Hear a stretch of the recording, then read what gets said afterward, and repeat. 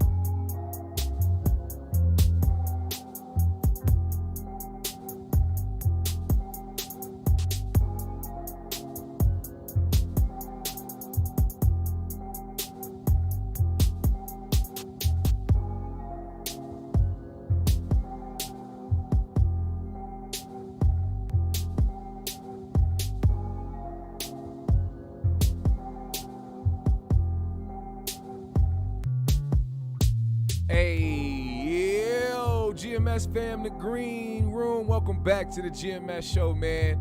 It's been a nice long weekend.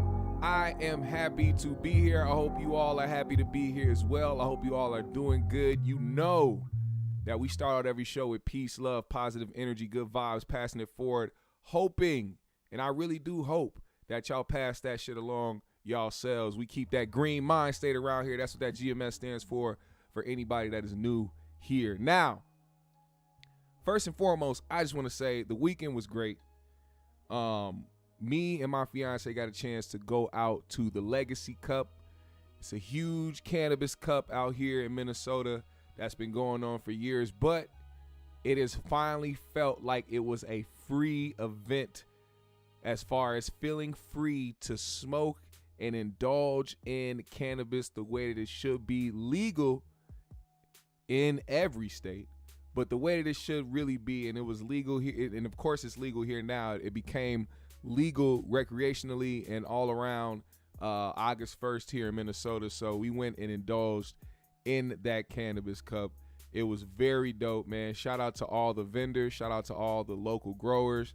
Shout out to everybody out there who is participating and pushing the culture forward when it comes to this cannabis stuff. Now, a lot has happened.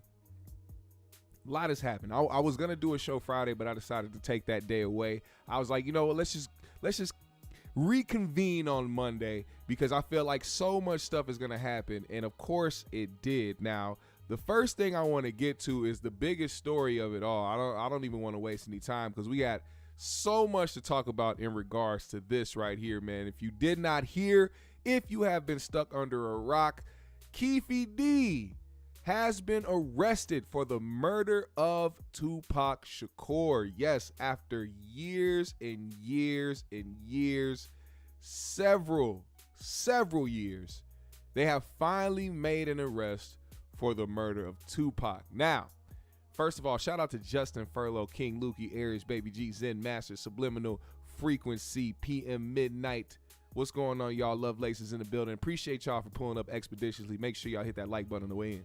Now, Keefe D was arrested, and he is now undergoing the process of being charged for the murder of Tupac. And it's just very simple. This man decided he wanted to go on a tour, a tell-all tour at that, to talk about what happened to the late, great Tupac Shakur.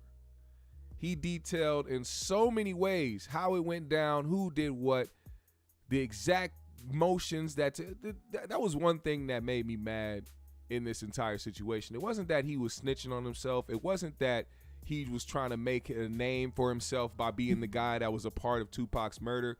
It was the fact that he wanted to share certain details for a certain reason. Like, when you think about it, for somebody to still have that grudge or that hate in their heart for somebody who just beat up your nephew,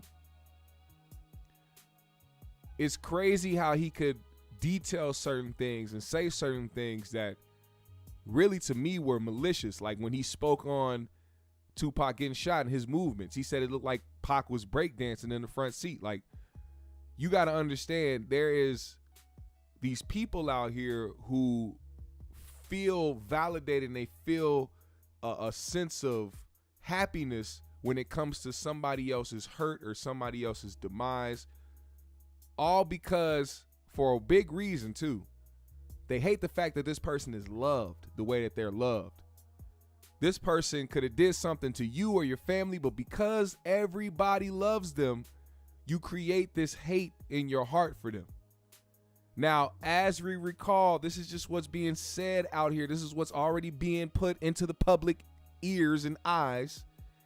The person that Pac got into it with the night after the fight in Vegas was somebody who allegedly took a chain from somebody who was involved with death row. Okay?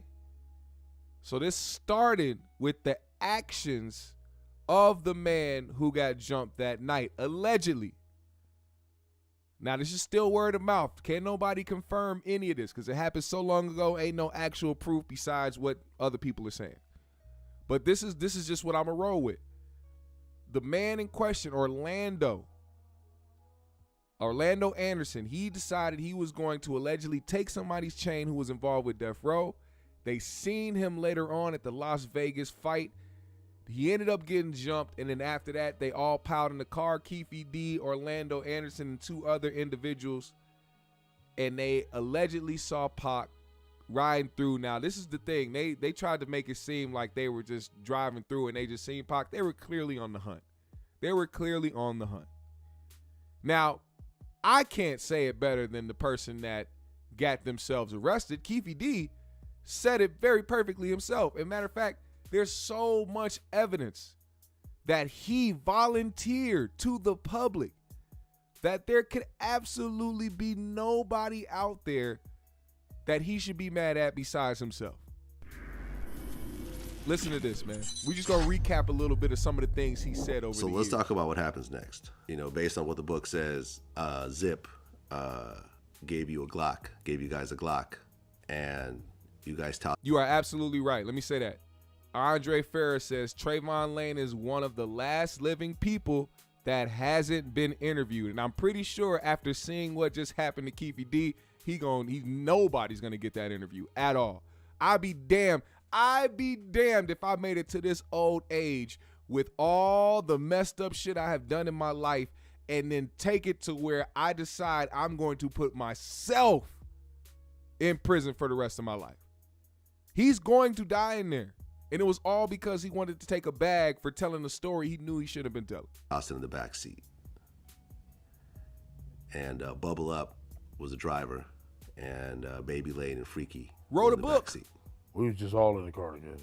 Just say that. This was the white. This is the funny part. I'm sorry, I keep stopping it, but this is the funny part.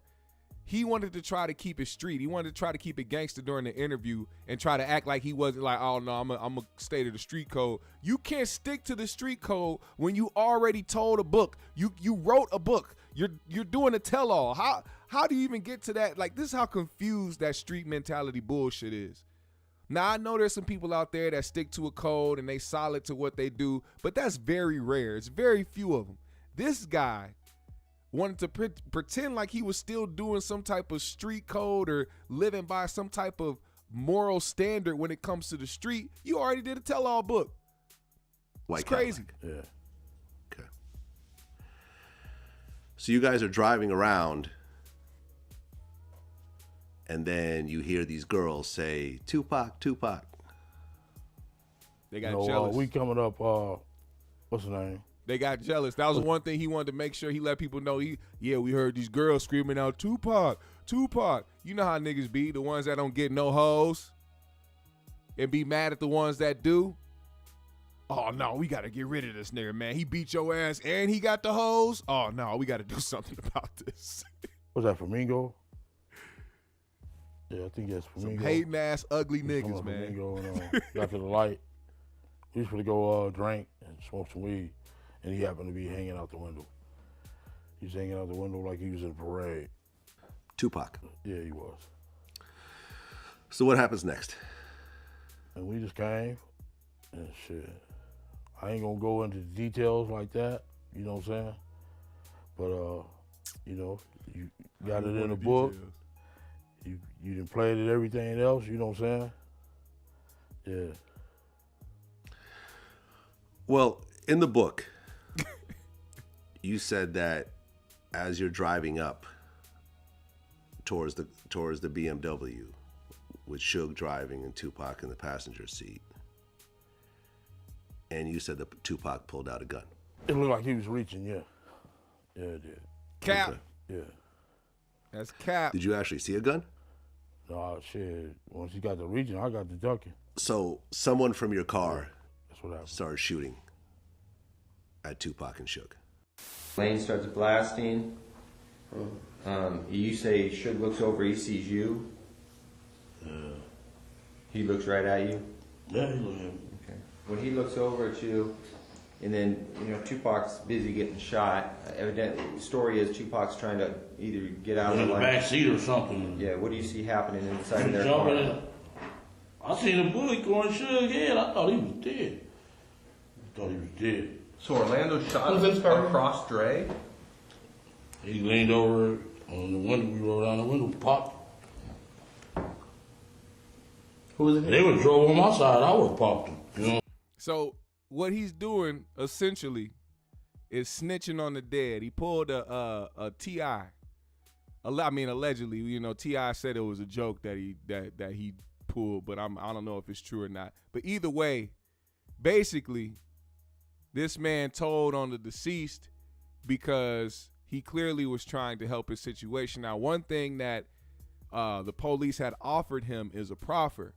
Now, some people may have it confused about a proffer and a deal as far as somebody or immunity.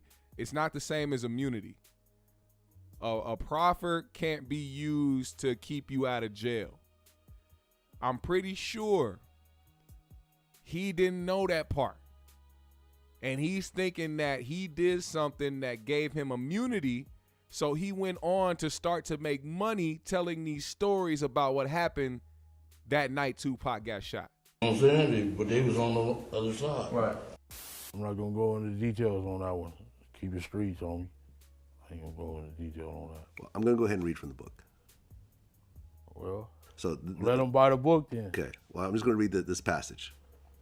The shit was on. Tupac made an erratic move and began to reach down beneath his seat. It was the first and only time in my life that I could relate to the police command. Keep your hands where I could see them. Instead, Pac pulled out a strap, and that's when the fireworks started. One of my guys from the back seat grabbed the Glock and started busting back. The first shot skinned Suge in the head, and I thought that motherfucker was dead.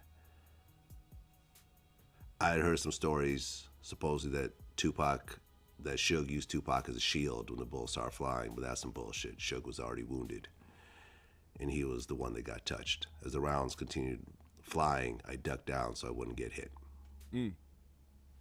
Basically, yeah. White cat.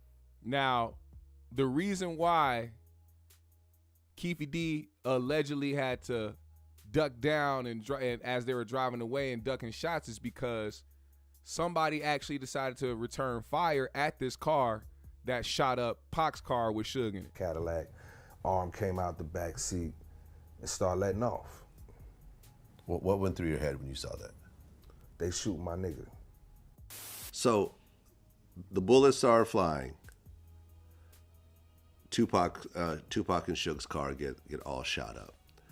Was there, and I'd heard different versions of the story, but the one version I heard was that that their entourage started shooting back. Basically, yes. Okay. Does anyone from the death row side return fire? Yeah. Now this just skipped to Reggie Wright Jr., who was a former head of security for Death Row. Now he's speaking on what happened after or during the time Pac was getting shot. Okay. Can you say who that was? Yeah, he's no longer with us. His name was Buntry.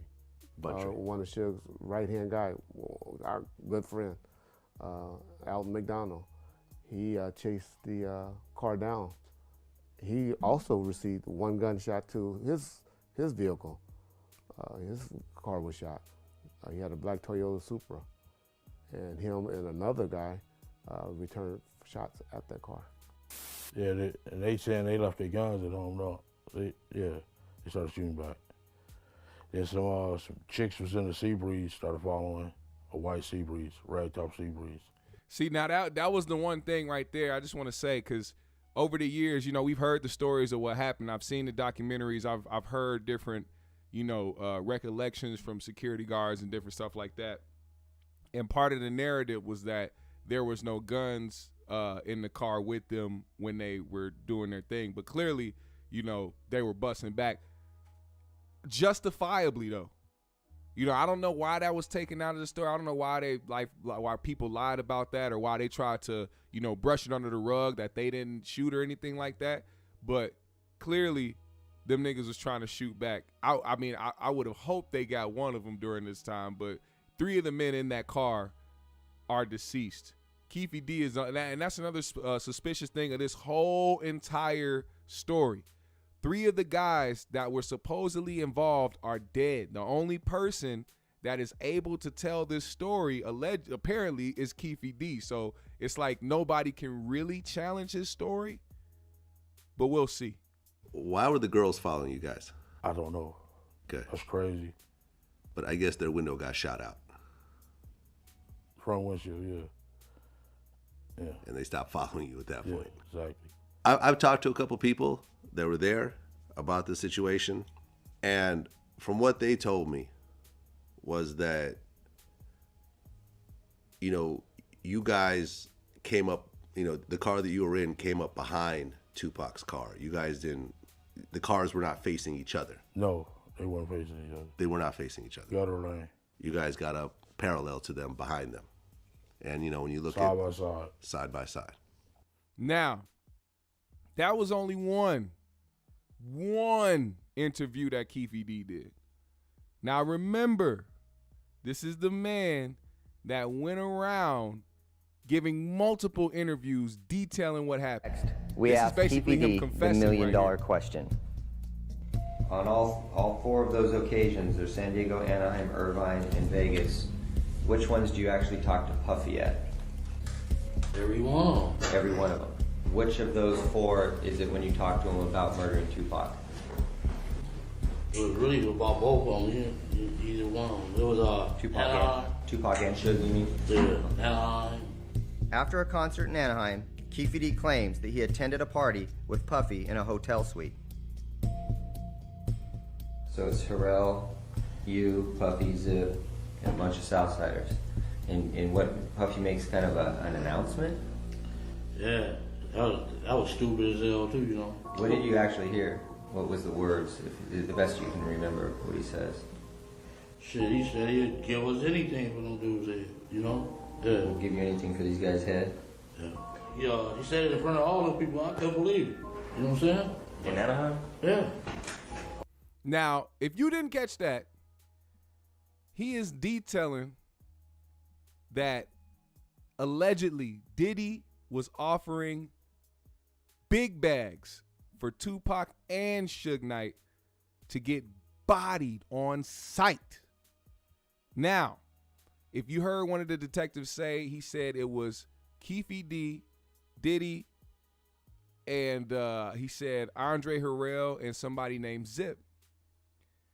Now, allegedly, Zip is somebody who has close ties to Keefe D, and Diddy offered $1 million for whoever to take care of Tupac and Suge.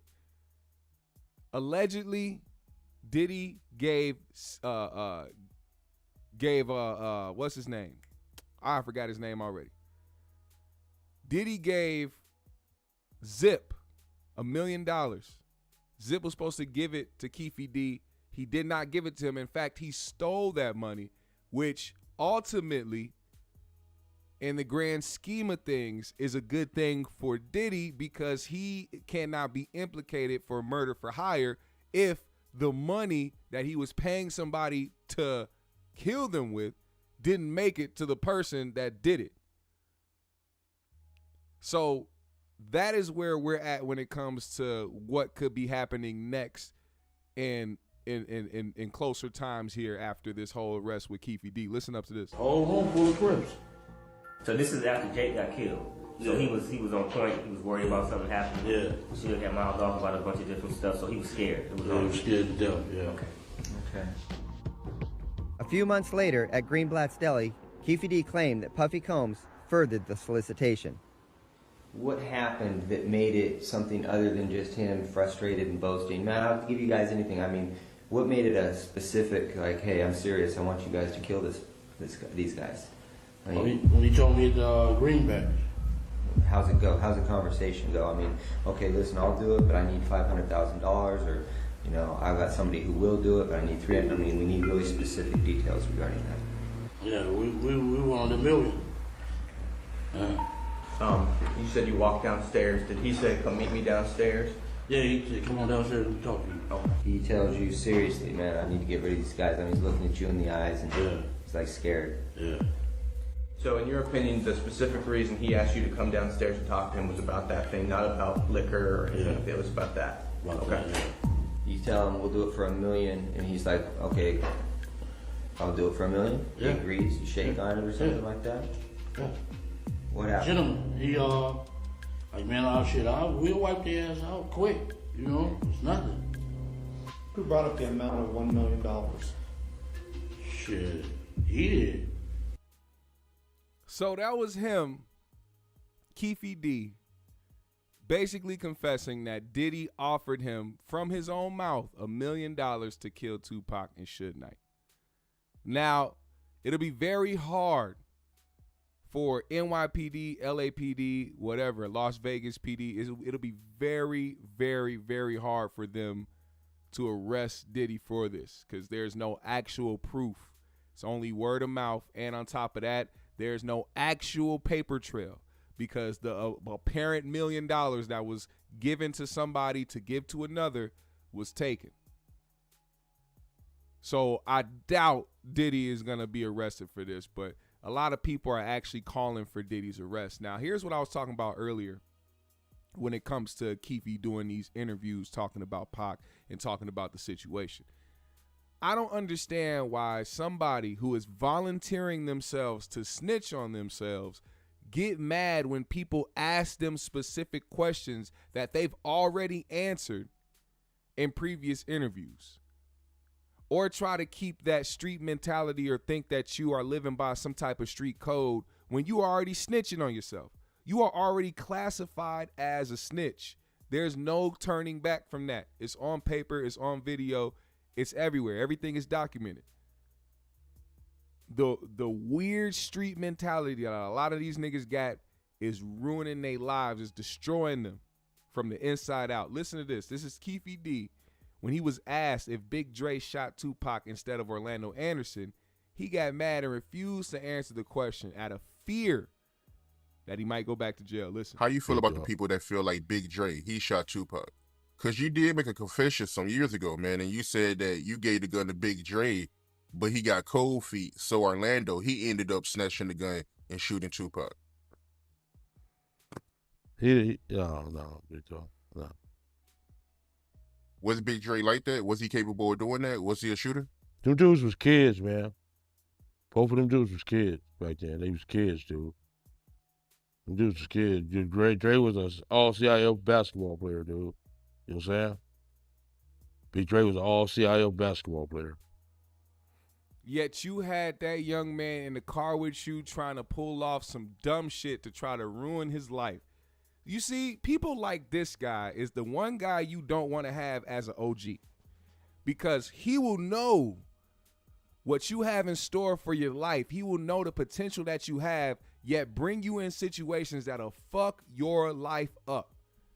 See, you talking about this now because you don't want you saying this the way you saying it now because you don't want people to have a stain on their life, but it's already there because you provided that.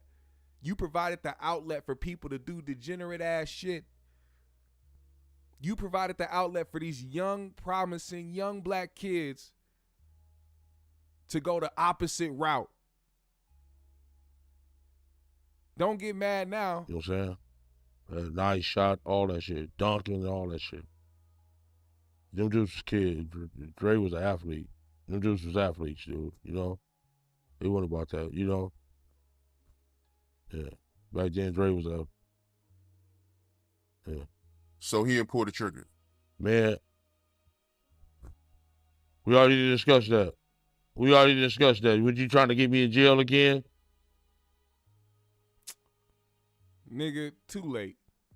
Because here you are, speaking about what's going to happen. As a matter of fact, this is his last interview of him talking about Tupac and the death that happened, and also what would happen if he was to go to prison. So when it comes to the rumor that's been going around, man, that you might be getting arrested for the murder of Tupac, any last words?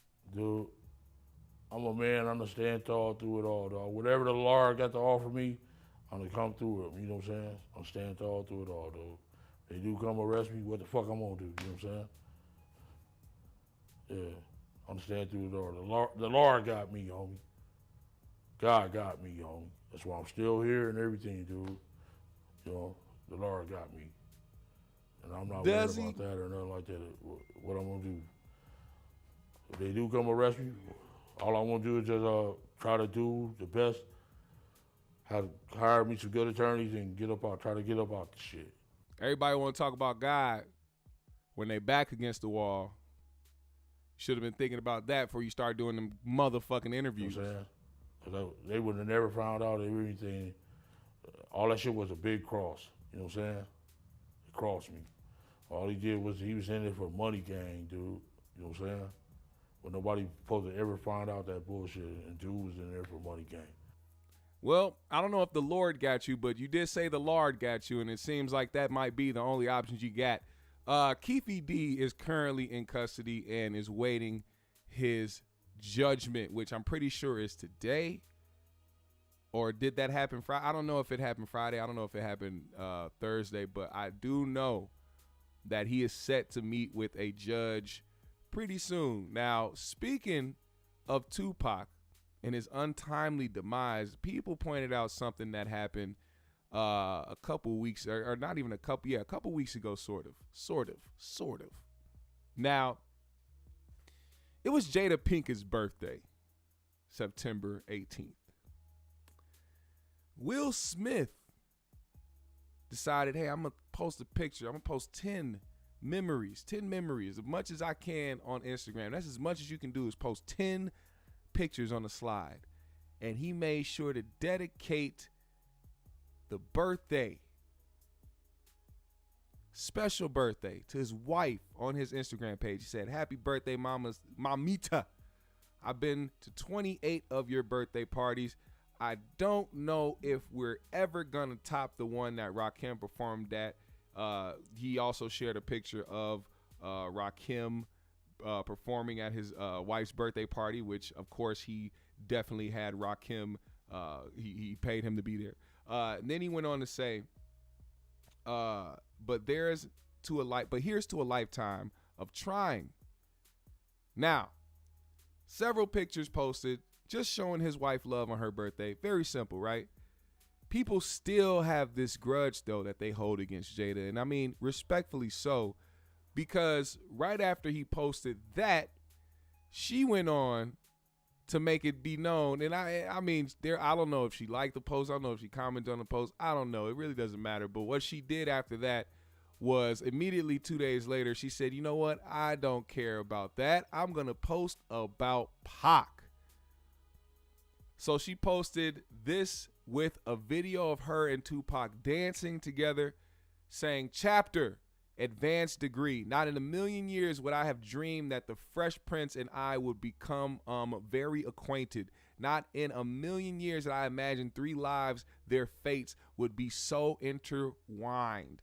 And I never would have imagined that this video will become a tangible memory of the last time Pac and I were simply kids together. Pac and I lip syncing Parents Just Don't Understand by Jazzy Jeff and the Fresh Prince during our junior year in high school. Who would have thought?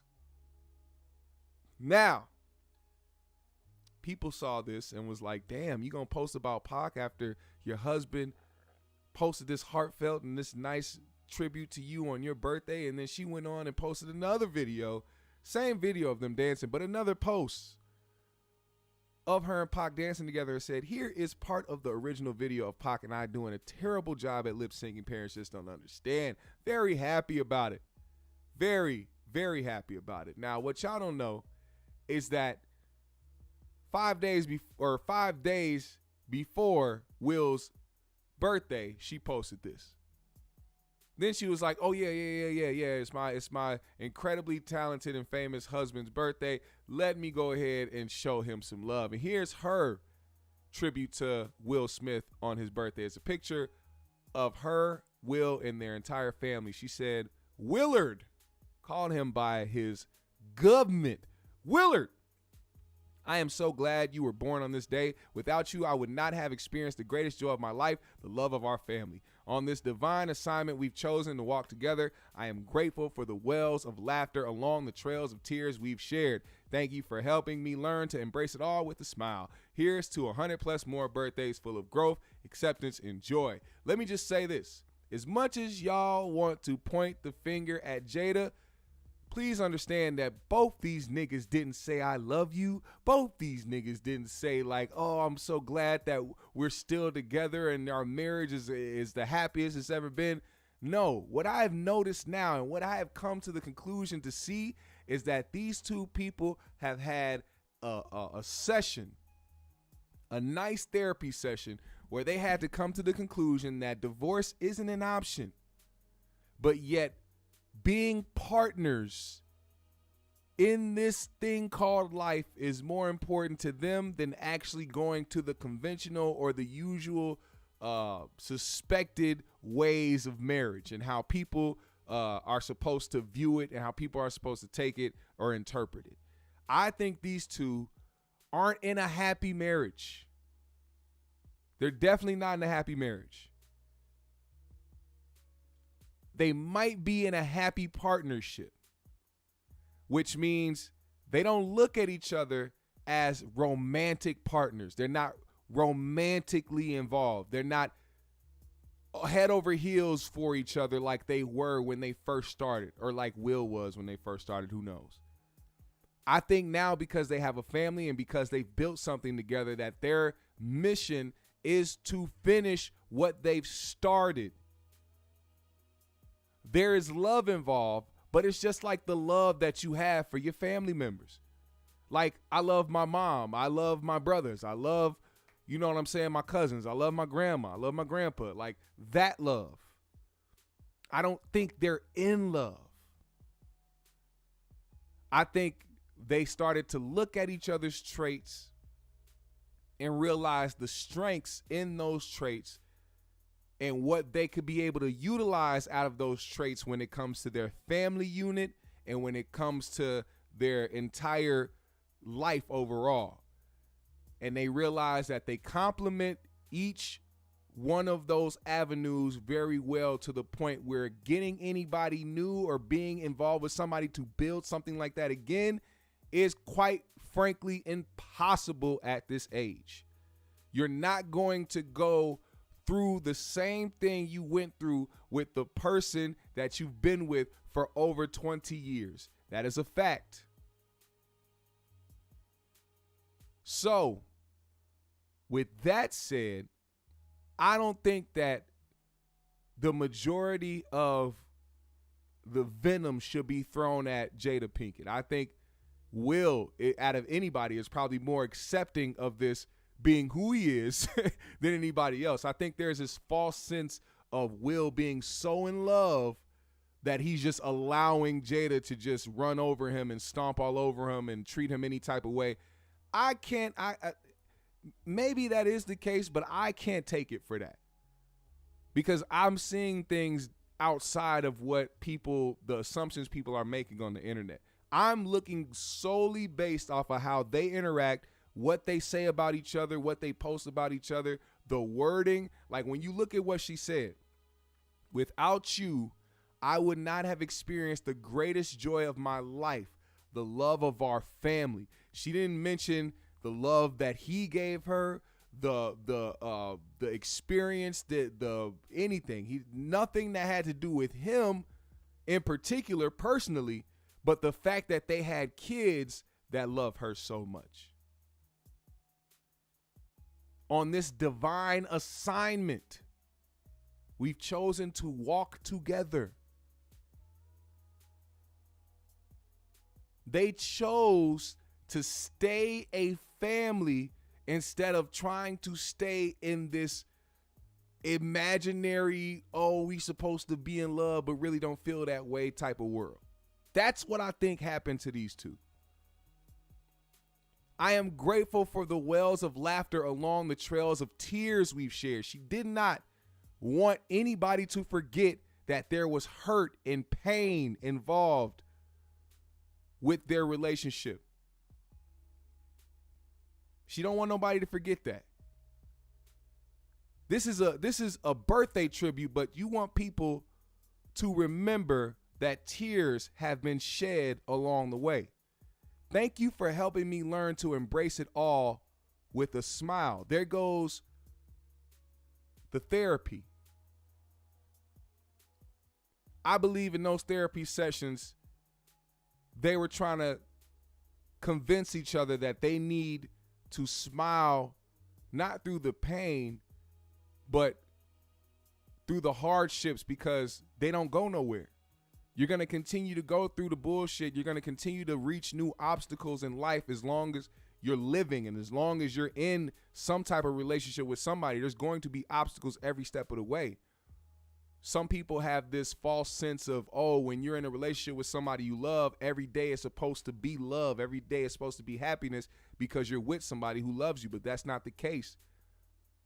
Maybe Jada thought life was going to be over the top amazing because of who she's marrying and what she's marrying into, but I guess she found out very quickly that it's not as lucrative as you thought. I mean, aside from the financial aspect. So that's where you have to learn to embrace it all with a smile. Here's to 100 plus more birthdays full of growth, acceptance, and joy. Growing as an individual, accepting your partner, and the joys of realizing that this is life. Growth, acceptance, and joy. That's what I took from this. There's absolutely no other breakdown about these two that you will hear like mine. I promise you that. Because way too many people look at it from a one-sided aspect. Way too many people look at it as they have to blame somebody, because typically in relationships, you're not going to come to where you were at fault. You're constantly trying to blame the other person because you need to realize that you're not the problem, they're the problem. You want that to be the reality, when in reality, it's probably both of y'all. You're not going to get that. You're not going to get a perfect relationship ever. See it from a different perspective. Everybody kind of sees it from their own and tries to apply it to everybody else.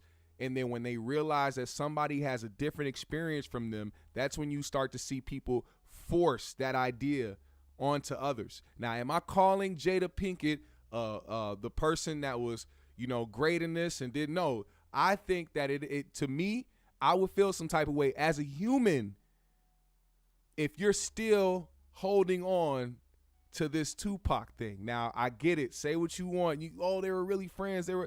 Man, that friendship ended in the early 90s. I'm sorry. Not that you can't have love for somebody, not that you can't, share a memory about them, but it's like there's a time and a place for that.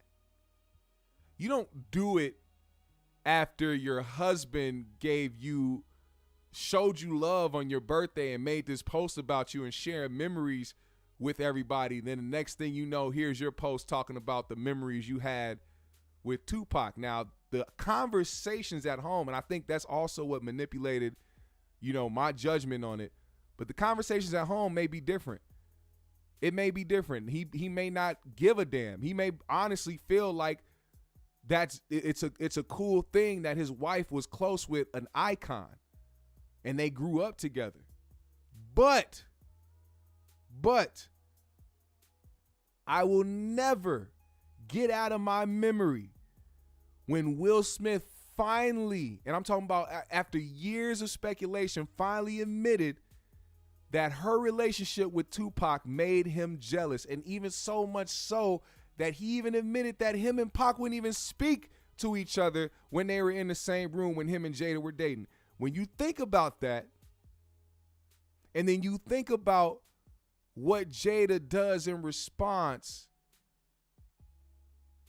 with her post about Tupac and how those long messages and how she feels, it does something to a man.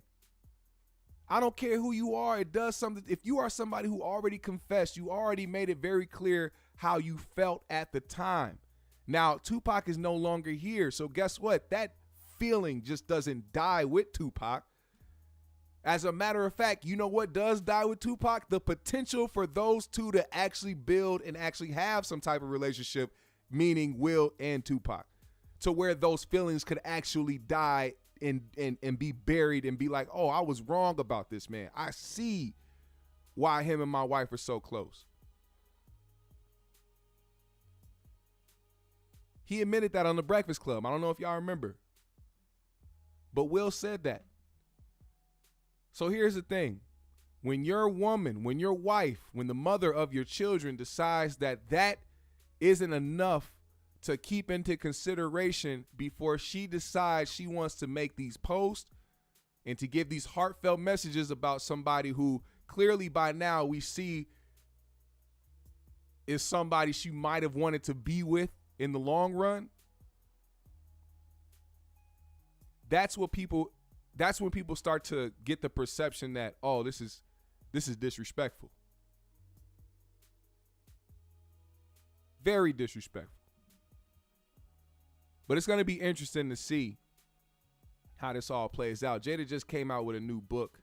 And of course, her whole family is by her side, including Will. Of course, Will being somebody who visually is one of the most supportive husbands that we've seen in these celebrity relationships, these celebrity marriages.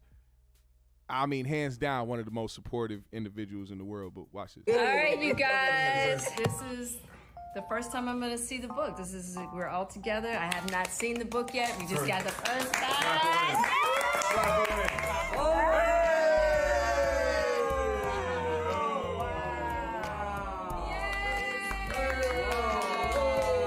Look at the inside.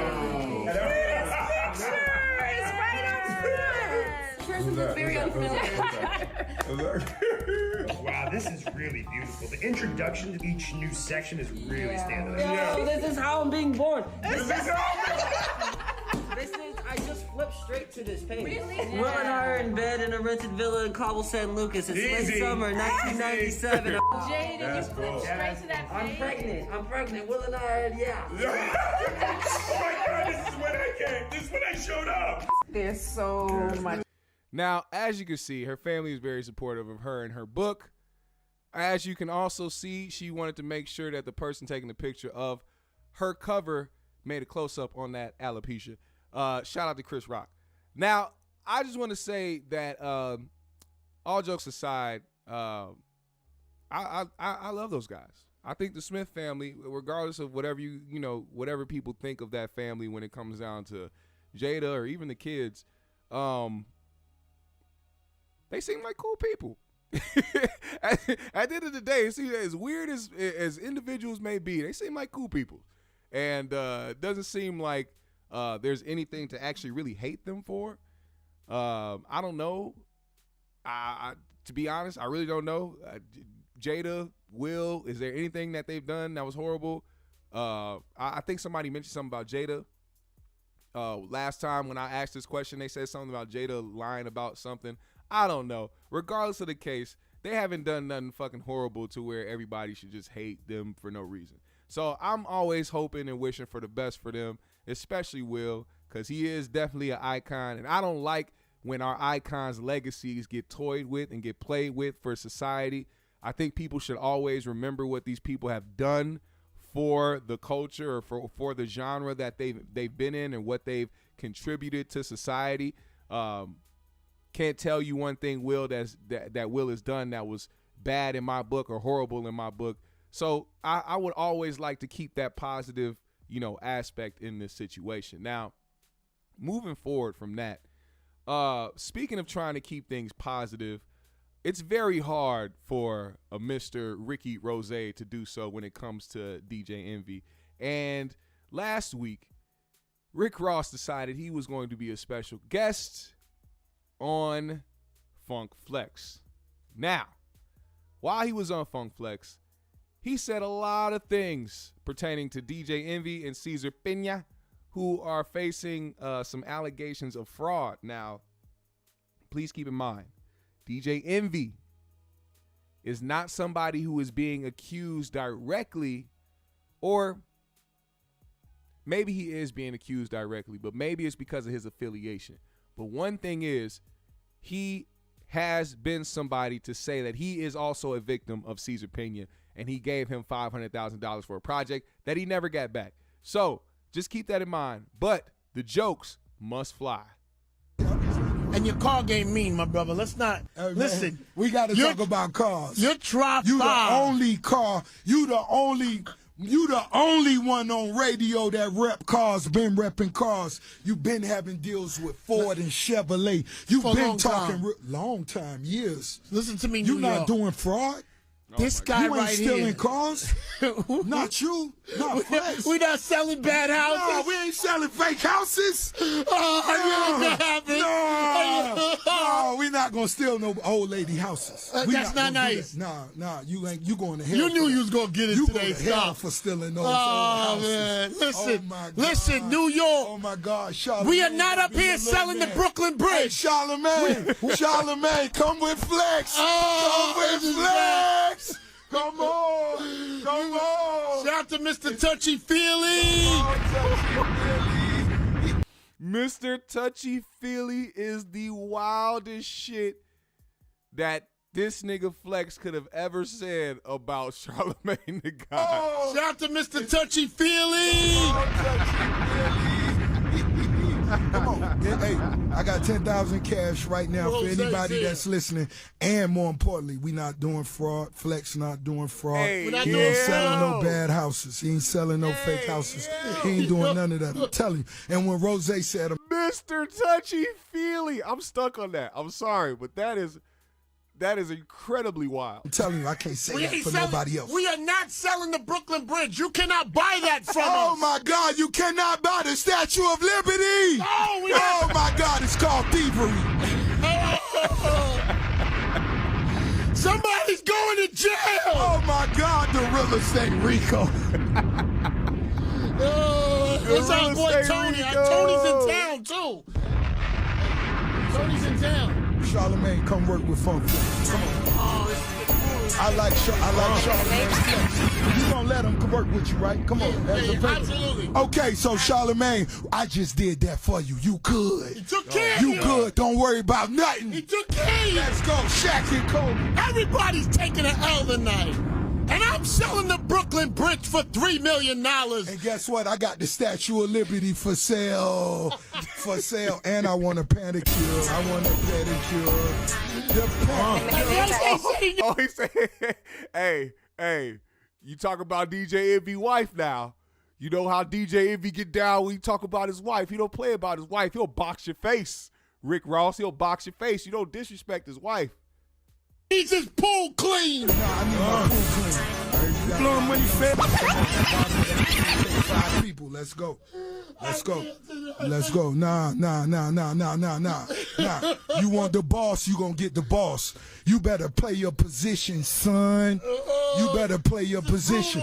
This is, it's real. It's called real. Hey, Charlemagne, you work for Funk Flex. Come on, let's go. I love Charlemagne. I rock with Charlemagne. When that shit fall over there, you rockin' with Flex. Let's go, baby!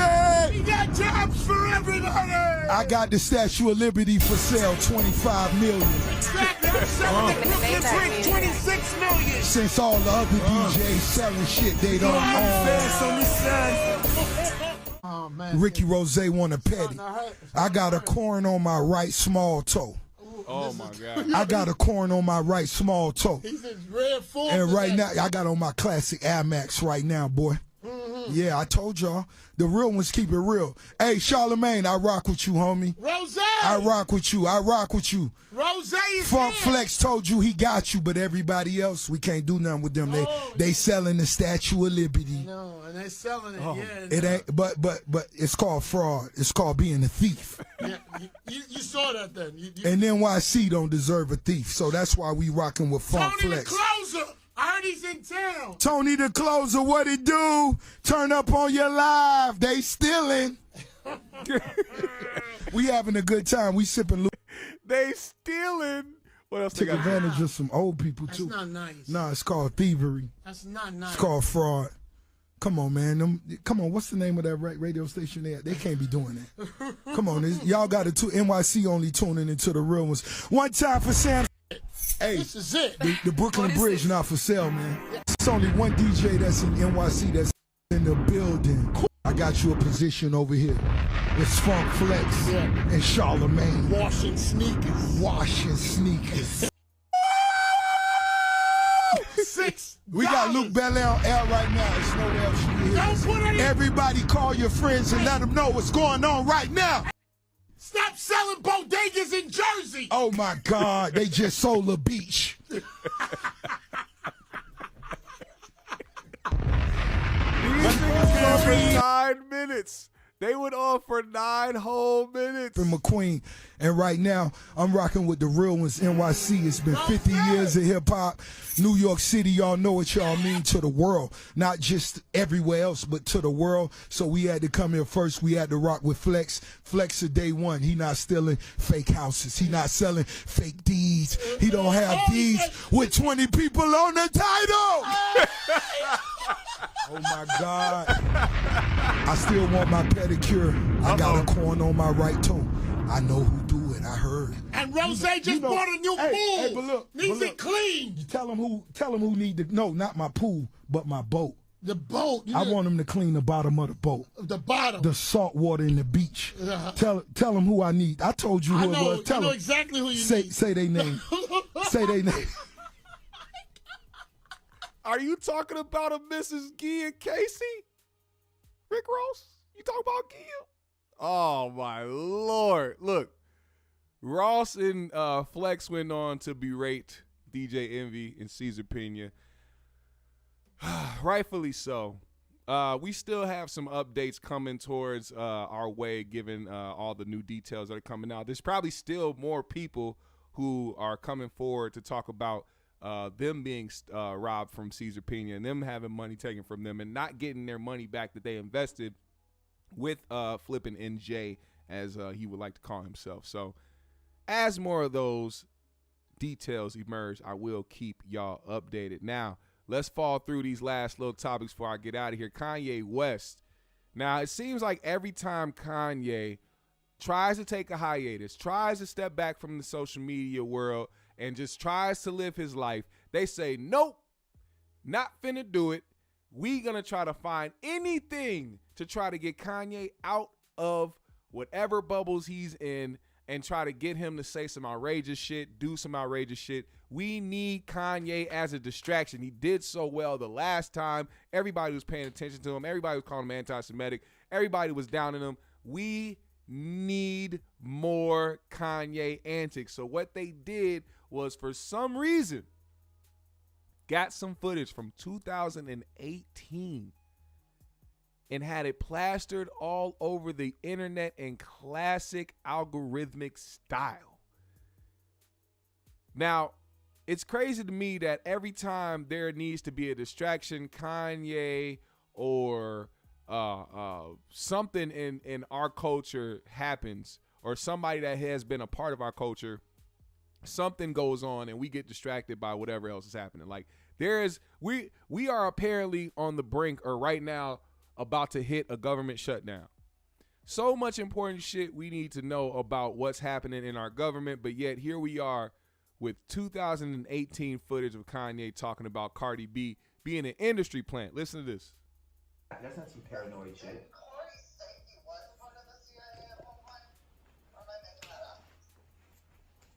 Yes, it's Corey and CIA. Like, he didn't even have to say it. I know it. You fucking CIA. What are you talking about? Like, what the fuck? Oh, this is my godmother. This is my this. He's Illuminati. That's why fucking Cardi B was over there. Cardi B is a plant by the Illuminati. She don't write her raps. She's just there to like sound as ignorant as possible, and then make songs like "Fuck 'em" and you get some money. You know, she was literally replaced, you know, Nicki Minaj purposely. That they put her there, and now she doesn't know what to do, and she's just she has no idea what the fuck is going on. She thinks it's just a blessing from the universe. There ain't no blessing from the fucking universe. Damn. Damn. He said Cardi B is Illuminati and that everything she's doing is bullshit. He said she's thinking that this is some type of blessing from the earth. This ain't no blessing from the earth. You're an industry plant. Now, this was him back in 2018. Clearly, since then, Kanye has changed his mind. There's been him giving Cardi props in interviews and things like that. As a matter of fact, Cardi responded to this leaked footage of Kanye talking about her, and she responded with showing a video of Kanye showing her love in recent times, and showed love back and said, you know what? I'm not going to hold this man to his vibe. This is clearly something is wrong. If I'm Kanye West, I'm one of the top artists in the game. I can move the culture at any point. I can drop an album at any time and it's gonna be number one. I could drop a new shoe. I can drop some homeless sportswear and it'll sell out in minutes. Yet I'm on the phone talking about Cardi B and her being an industry plant. Clearly there's something wrong there. But they continuously try to get this man to jump out of his body. I don't understand. Now here's more footage of Kanye talking about how he wanted to get away from good music.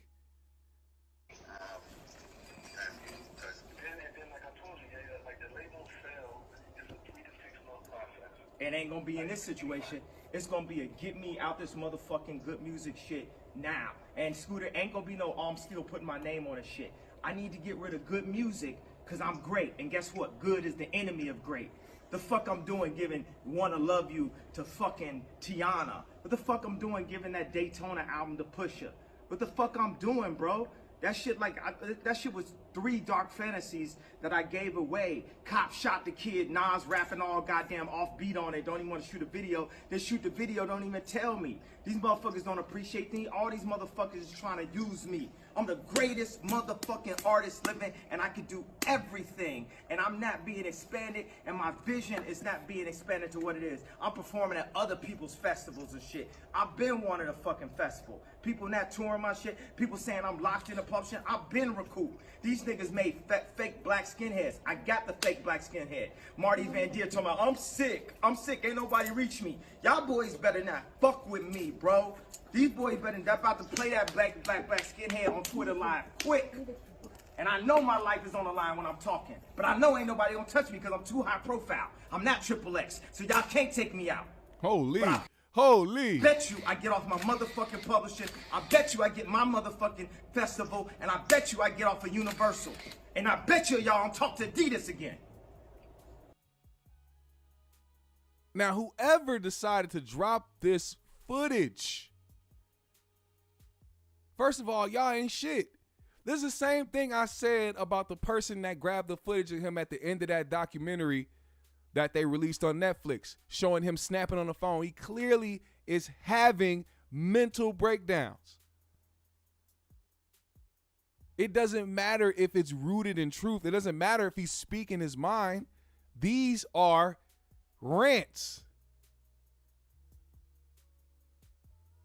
Am I wrong for feeling that these things are done on purpose to try to destroy somebody? You can't be a society that's all about trying to protect mental health, and at the same time, all you do is exploit people's mental health for views and clicks and to bring people to whatever it is you're doing. Does it really matter, or is it just a talking point? That conversation right there was something where the person that was recording should have turned off the goddamn camera. Over sensationalized bullshit. Now, what we do need to see is some type of education, some type of motivation, something where somebody is trying to speak some sense into people. And somebody recently did that. His name is Wallo. Wallo popped out. He was invited to the Millionaires Blackjack Party by Jay-Z, who was hosting it. And they were doing something for prison reform, and they wanted to raise money. As a matter of fact, I think they raised over $24 million that night. Now, Wallo, being who Wallo is, decided that he wanted to make sure he didn't leave without giving a message.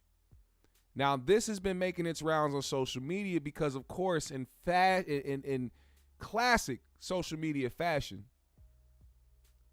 people received the message and understood it, but nobody's going to follow behind it. In order for this world to work, we got to come together. We got to help the people that just ain't got it. Some people is born into some serious situations.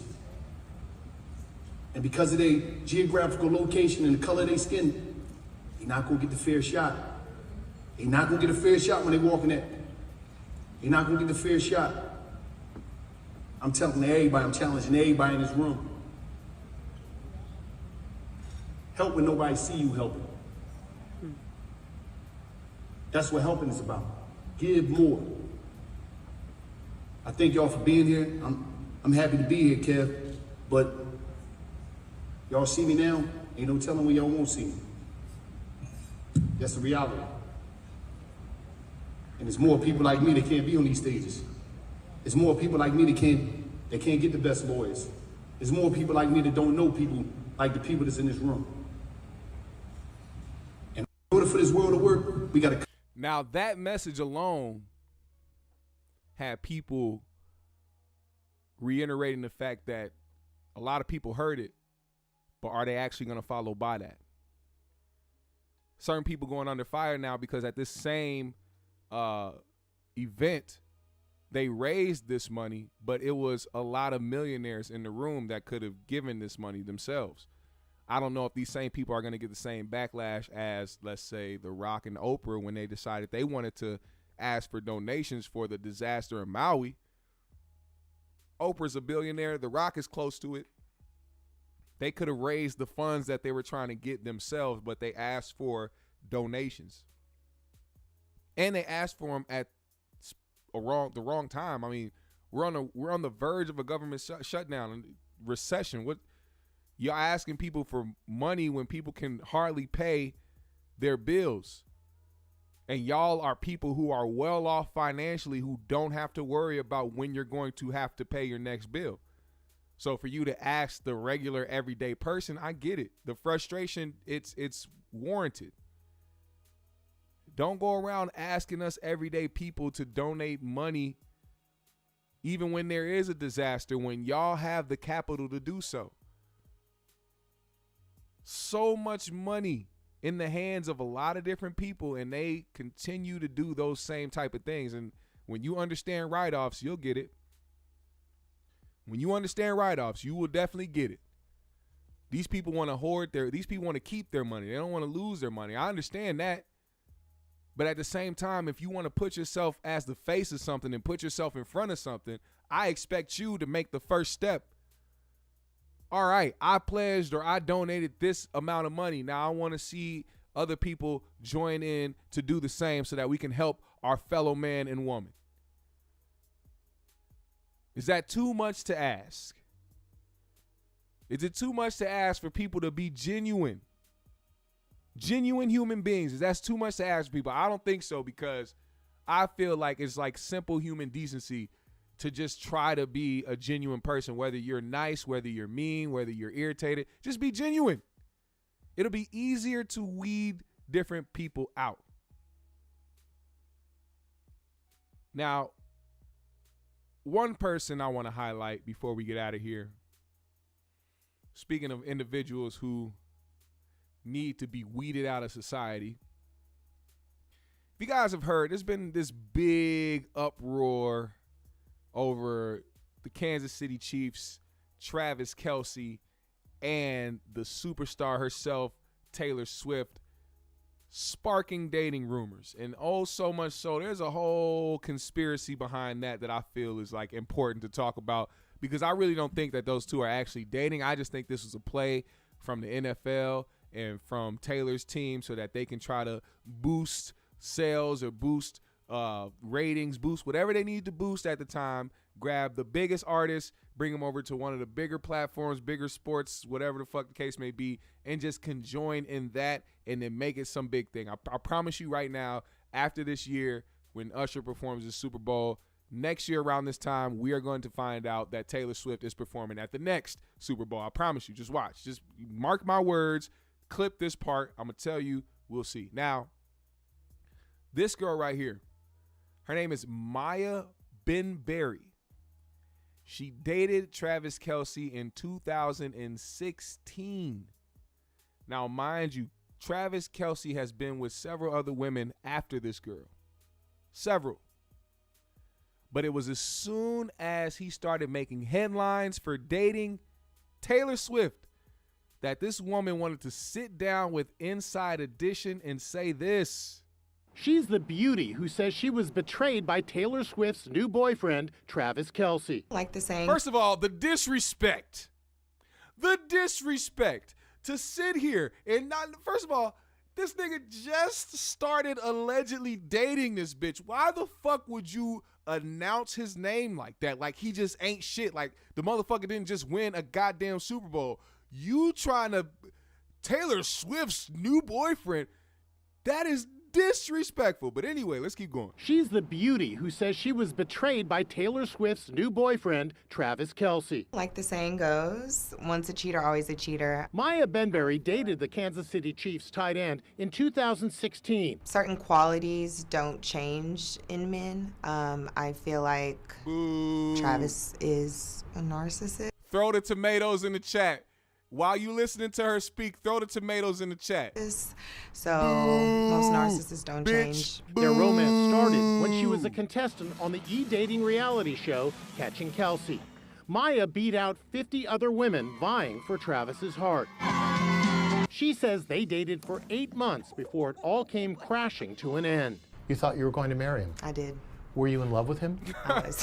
He met my parents. I had a key to his penthouse. To me, that means that you're pretty serious. Did he cheat on you? Yes. The 31-year-old life coach says she learned about his indiscretions on... And you're a life coach? This bitch is a life coach? Wait. You're a life coach and you're sitting here dwelling on a relationship that happened in 2016 because I guarantee you there will be no Inside Edition interview right now if he wasn't dating Taylor Swift. That is crazy. Social media. And now she says she's not sure if Kelce's romance with Taylor Swift is for real. The only reason that I question the genuineness of the relationship is because he's talking to the media a lot. Maya says she's been getting death threats from Swifties who think she's trying to destroy the budding romance. How do Swifties react to you? Swifties are aggressive, very negative, very hypocritical. It's really crazy to me that someone that I think is, positive and really nice has such a negative and angry fan base. How do you feel about Taylor Swift? I don't know Taylor Swift, but I'm a fan of her music. I don't feel any way about her dating Travis. It's cute. I mean, I had him. Whoa. Listen. Listen to this again. Anyway, about her dating Travis, it's cute. I mean, I had him first, so. The narrative is I had him first. Bitch, this was 2016. What are we talking about?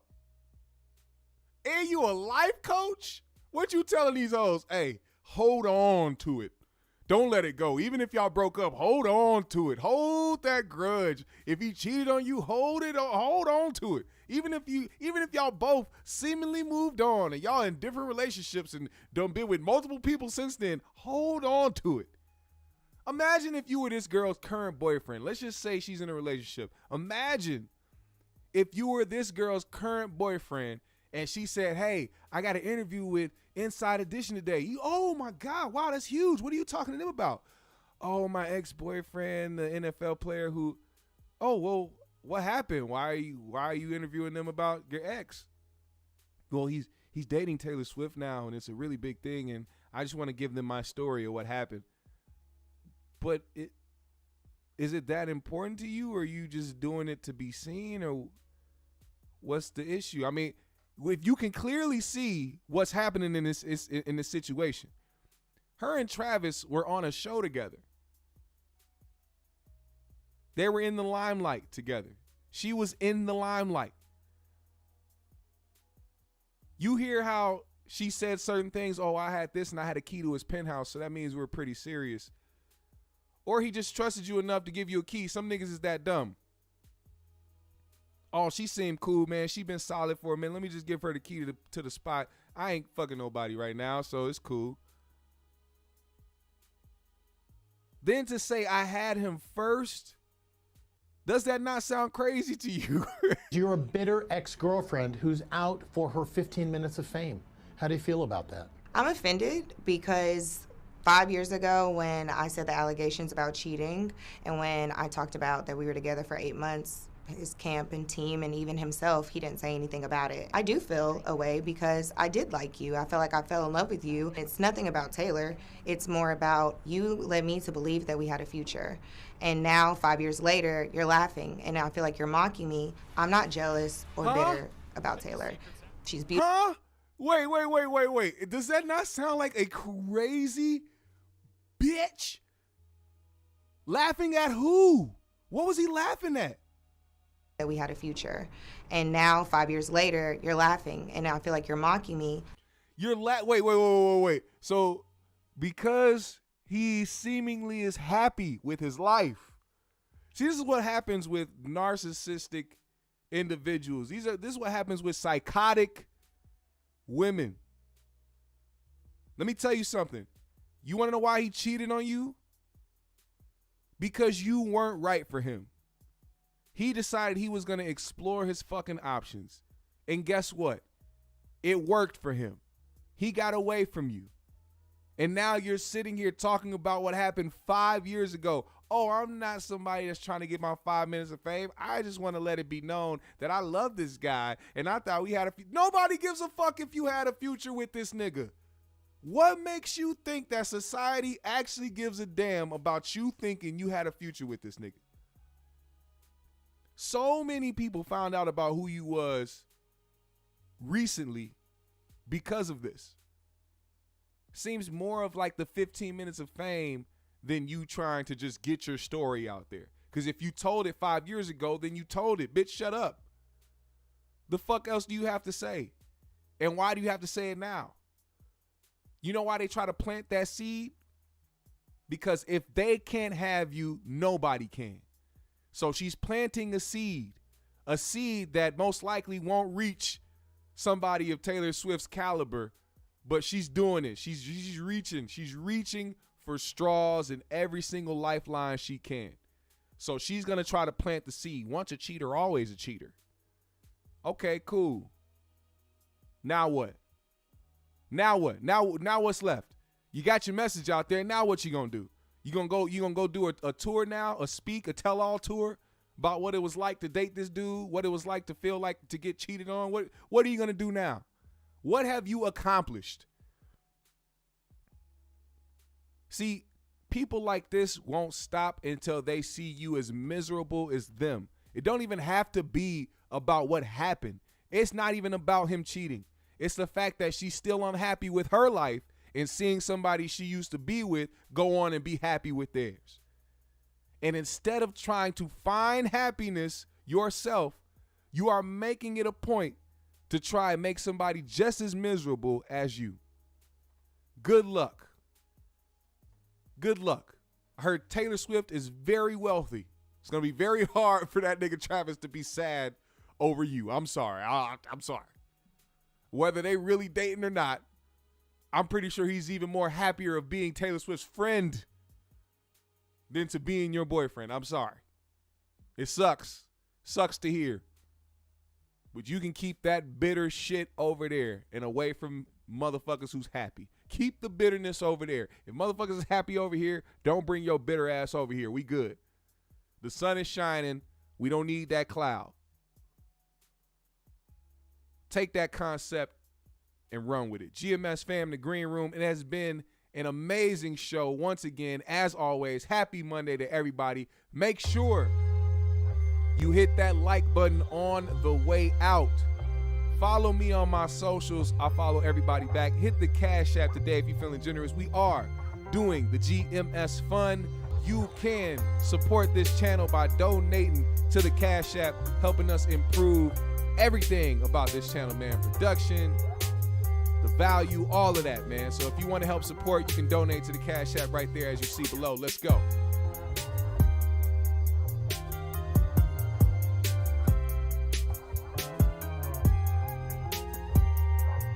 Shout out your city, man. Where you tuning in from?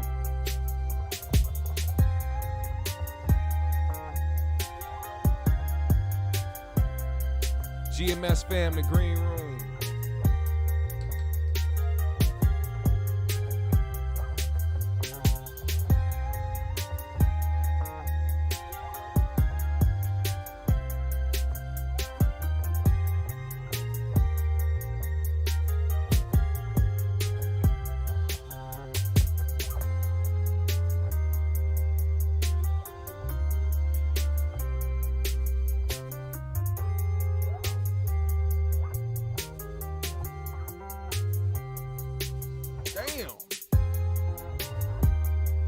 What up, King Lukey? What up, Dip Levine? My guy. Aaron McHenry is in the building. Universal Trappers is in the building. Stanley Horton was in the building. My brother Chef Lufus was in the building. Soda Slim Zen Master was in the building. Subliminal Frequency was in the building. D. Richardson. Jeff Brown was in here, man. He said they worked on the Family Dynasty. She took down one of their kids' friends and told us all that's get back. Will did something to get them there. That is definitely a fact. Black Hippie Ricky's in the building. All my GMS fam. I hope y'all have a blessed, wonderful week. Stay in good health. Stay positive, man. Reach all your goals and your aspirations. Scratch off that bucket list. Get to the bag, man.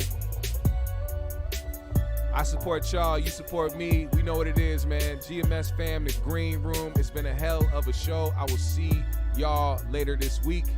Got a special surprise for y'all this Friday. I don't want y'all to miss it. So make sure y'all stay in tune, stay engaged, and y'all see what will happen later this week. GMS fam, the green room, we out.